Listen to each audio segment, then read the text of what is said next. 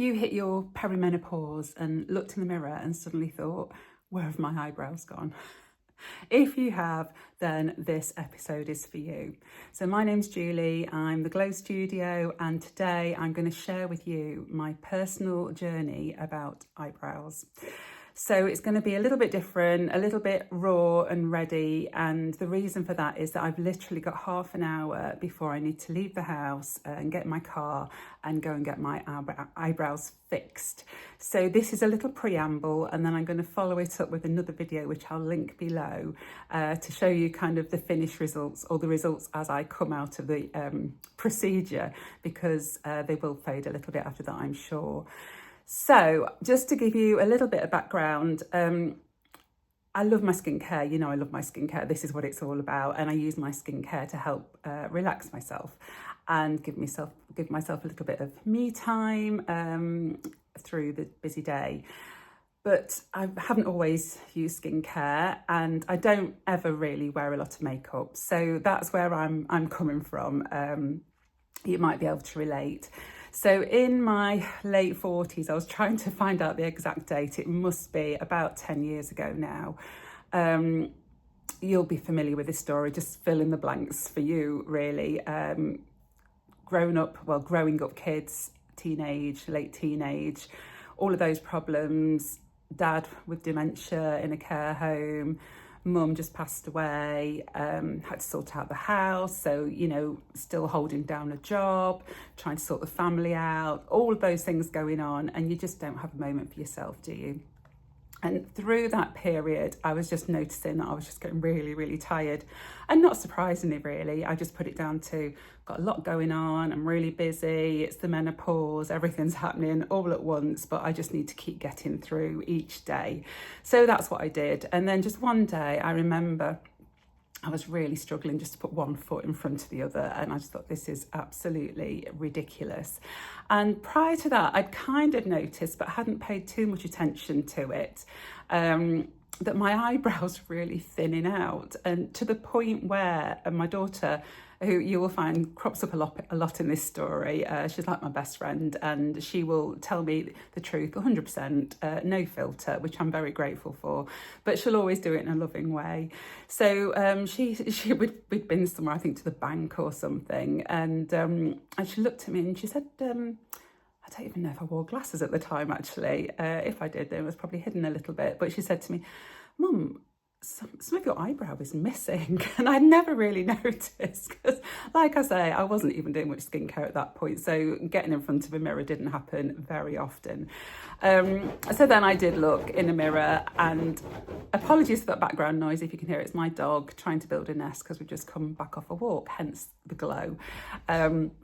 Anyway, Mum, yeah, there's a gap in your eyebrows. And sure enough, across the length of my eyebrow, there was a very definite, small but very definite gap. So I had an eyebrow, then there was a gap, then it continued. And to say it looked strange was a bit of an understatement. So obviously from that point on, I was really very aware of this eyebrow situation. So backtracking a little bit with all of those symptoms, and I should point out, I am a healthcare professional in my other role in life. And true to form, I ignored all the warning signs myself, thought I knew better, just needed to get on with things. And I just thought, I'm not going to go to the doctors. I know, I'll just get a blood test done privately and see what's going on. I'm sure it'll all be fine. Came back, my thyroid function was in its boots. It was really, really low. So then I went to the doctor, and the doctor has to do another test. And again, the thyroid function test came back.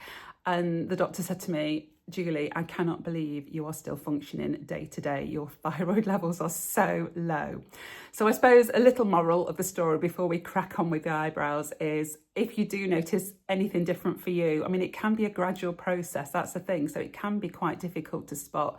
But actually losing eyebrow hair and feeling really tired and getting quite constipated as well, they are all signs of low thyroid. So, you know, don't, it's a really simple blood test. Don't put it off. Just pop and see the doctor, say, I'm feeling tired all the time. And they'll get the results in a few days.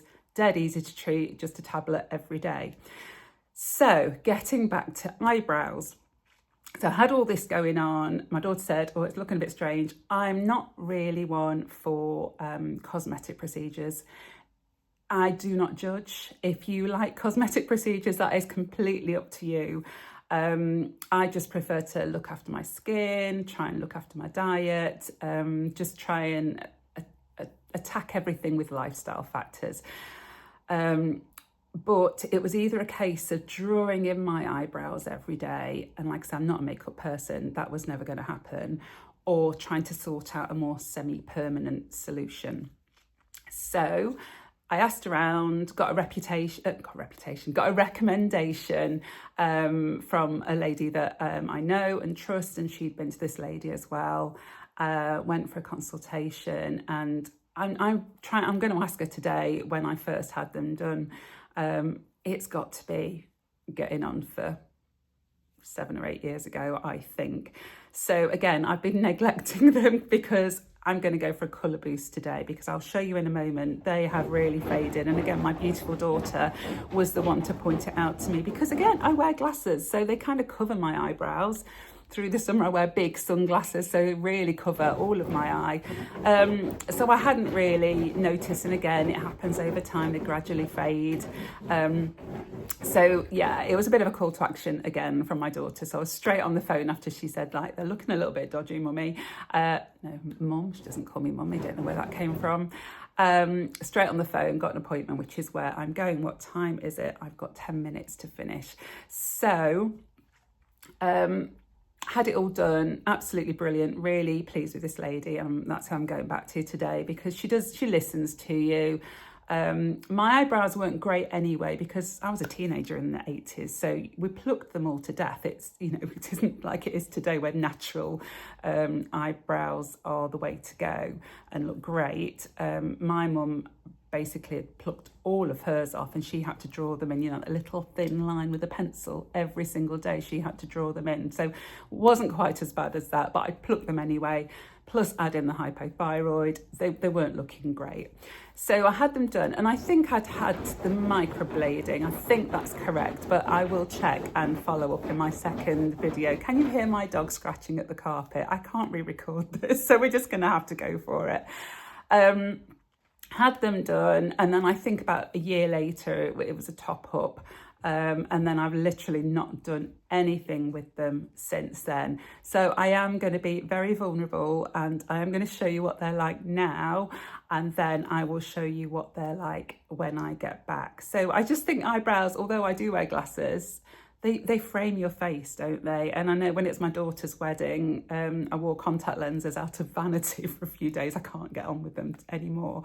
But yeah, when I wear glasses, they're not as noticeable. And because I don't wear makeup a lot, it's not as noticeable to people. But I am going to get them sorted, because they've faded into like a grey tattoo colour. So yeah, I hope you're not gonna be too shocked when I take my glasses off and get close up and show you for real, but I'm trying to be really real with everybody here. So yeah, here goes, 3, 2, 1. So this is what they're looking like now. I don't know, can you see? So quite faded. I do have my hair dyed, so I think I would be a little bit grey. I do have it dyed this colour, this is my natural colour, but there would be roots normally. So hopefully when they're done today, when I come on again and do the second video, they'll probably be quite dark, but then they do fade over time. So that's what happened last time. So hopefully they might look a little bit out there on the next video, but yeah, fingers crossed I get through the process. It can be a little bit uncomfortable, not massively painful from memory. I know she puts some numbing gel on as well, so quite excited to get them done actually. So yeah, I'm going to sign off now.